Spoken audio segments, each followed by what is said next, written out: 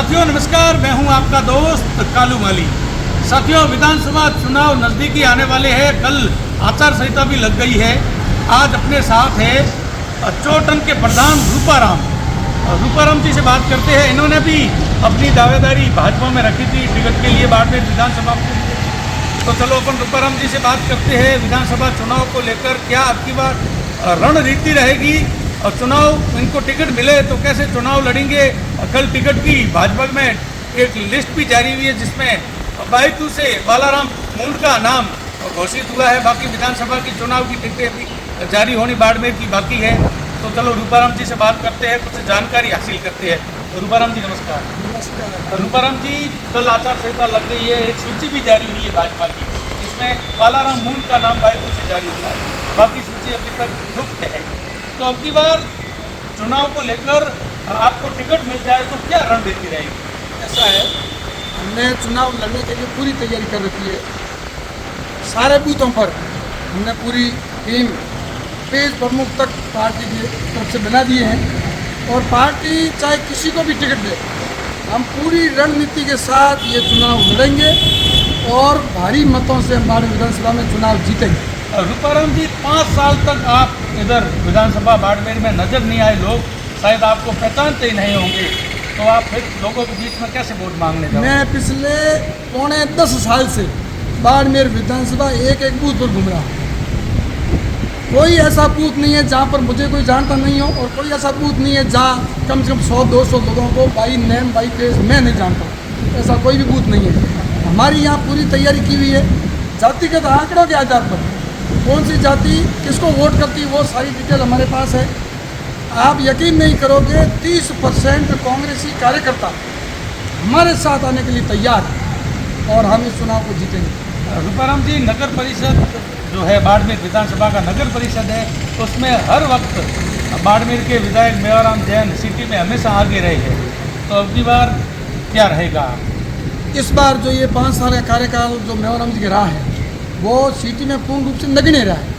City की स्थिति ये है कि 10-10, 15-15 दिन तक पानी नहीं आता है। ये नहर का पानी पूरे शहर के लिए इतनी व्यवस्था की हुई है, फिर भी सप्लाई सही तरीके से नहीं होती है। और मेवाराम जी खुद ने बयान दिया कि मेरे बाड़मेर के सारे अफसर भ्रष्टाचार में लिप्त हैं, सारे भ्रष्ट हैं और मैं उनके खिलाफ धरना दूंगा। लेकिन मेवाराम जी उस बात पर पक्के नहीं उतरे, इसलिए हमने बाद में मैंने प्रेस कॉन्फ्रेंस करी थी।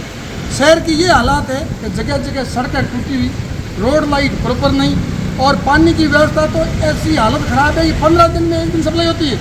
लोग शहर के अंदर पानी टैंकरों से डलवाते हैं। ये हालात शहर की है और हर साइड से मेवाराम जी का ये जो कार्यकाल 5 साल का रहा, ये हर साइड से फैल रहा है और शहर का माहौल ऐसा है कि आज शहर के 70% वोटर मेवाराम जी के खिलाफ वोटिंग करें। रूपाराम जी, कल एक टीवी चैनल के माध्यम से वॉक थ्रू हुआ था, उसमें नगर परिषद के सभापति ने कहा था कि 20% भाजपा में बैठने वाले लोग हमें वोट देते हैं, काम हमारे से कराते हैं। कल वॉक थ्रू था, उसमें नगर पालिका के सभापति ने कहा था कि 20% भाजपा के कार्यकर्ता और जो है हमारे पास काम करवाते हैं और एमएलए साहब से मिलते हैं और वोट एमएलए को देते हैं बाड़मेर। ऐसा है, वो समय निकल गया।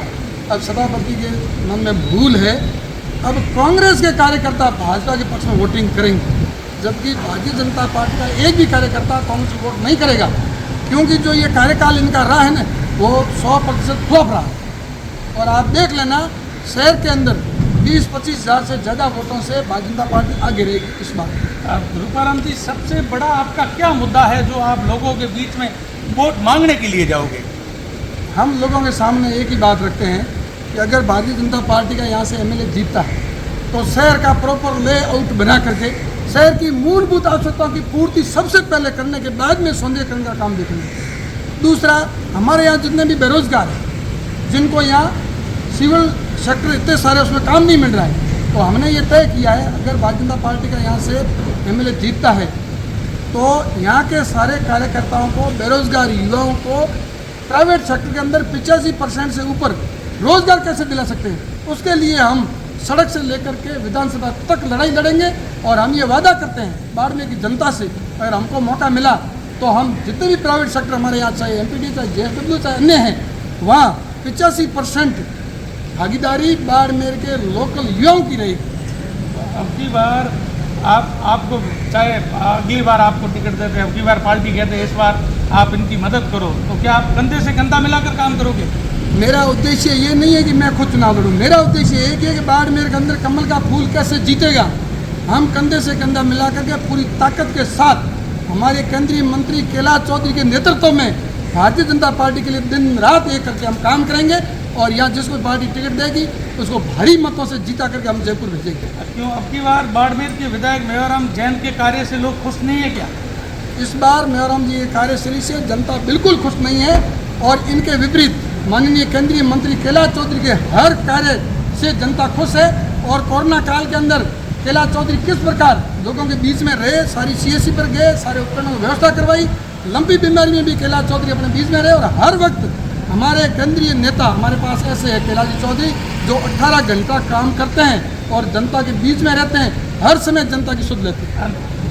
लोगों ने आरोप लगा रहे हैं कांग्रेस के कार्यकर्ता पदाधिकारी कि पिछले 5 साल से केंद्रीय मंत्री कैलाश चौधरी ने सांसद होते हुए बाड़मेर जैसलमेर को क्या दिया बड़ा, कैसा ऐसा एक काम बता दो। बहुत कुछ, ये देखो रेलवे स्टेशनों, आप तीनों रेलवे स्टेशनों आप देख लो किस प्रकार इनका सुदृढ़ीकरण हो रहा है, कितने पैसे दिए, ये देखो रेलें प्रॉपर समय पर कितनी रेलें बढ़ी है, यहाँ से गुजरात के लिए जाने के लिए नई रेल दी है।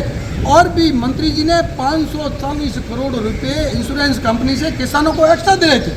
माननीय मंत्री जी कैलाश जी चौधरी ने जो मेहनत करके जनता का काम किया है वैसा कोई कर नहीं सकता है और ये आज भी काम करने के लिए पूर्ण रूप से अग्रसर है और सारी कार्यकर्ताओं के साथ कैलाश जी और कैलाश जी के साथ सारे कार्यकर्ता जुड़े हुए हैं। कोई भारतीय जनता पार्टी का ऐसा कार्यकर्ता नहीं है जो कैलाश जी को पसंद नहीं करे और कोई ऐसा वोटर नहीं है जो कैलाश जी को पसंद नहीं करे। कैलाश जी हमारे पास एक ऐसे नेता है, ऐसा हमारे पास एक चेहरा है जिनको 37 गांव के लोग पसंद करते हैं, उनके ऊपर कोई जातिवाद का ठप्पा नहीं है और वो हर जाति के हर वर्ग के चाहते हैं। इसलिए कैलाश चौधरी के नेतृत्व में हम पूरी ताकत से यहाँ जिसको भी टिकट मिलेगी उसको चुनाव लड़ा कर जीता करके विधानसभा में भेजेंगे। और एक सोशल मीडिया पर चल रहा है कि कैलाश चौधरी ने तो मना कर दिया बाड़मेर विधानसभा से चुनाव लड़ने का। कैलाश चौधरी जी का एक ही भाव है कि यहाँ से किसी भी भारतीय जनता पार्टी के कार्यकर्ता को चुनाव लड़ावे और उसके बाद में भी अगर शीर्ष नेतृत्व तय करेगा कि कैलाश जी को ही लड़ना है तो कैलाश जी भी चुनाव लड़ने के लिए तैयार है। लेकिन कैलाश जी की मानसिकता एक ही है कि यहाँ से किसी भी यहाँ के कार्यकर्ता जो दिन रात फील्ड के अंदर है उसमें से किसी कार्यकर्ता को हम चुनाव लड़ाएं।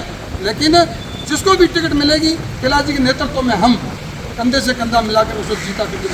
एक लास्ट सवाल आपसे है, एक रूपाराम जी है कि भाजपा में जो पुराने वरिष्ठ कार्यकर्ता है ना उनको मंच पर हर प्रकार जगह क्यों नहीं मिलती? ऐसा है, मंच पर जो भी संगठन के अंदर वर्तमान के अंदर है वही अपेक्षित रहते हैं, ठीक है। लेकिन पुराने जो भी कार्यकर्ता है वहाँ आते हैं तो उनको बाकायदा मंच भी मिलता है, मान सम्मान भी मिलता है। हम फील्ड में निकलते हैं तो पुराने जो वरिष्ठ कार्यकर्ता उनसे चरण स्पर्श करके उनसे आशीर्वाद लेकर के ही फील्ड में हम निकलते हैं। वो हमारे वरिष्ठ है, उन्होंने भारतीय जनता पार्टी को सींचा है और आज वट वृक्ष के रूप में बनाया है, वो हमारे आदरणीय है और उनके नेतृत्व में ही हम चुनाव करेंगे। ठीक है, तो साथियों धन्यवाद। ये रूपाराम जी चौधरी, एक बार शेयर कर दो, फिर मिलते हैं नए वीडियो में, तब तक दीजिए इजाजत। जय हिंद, जय भारत।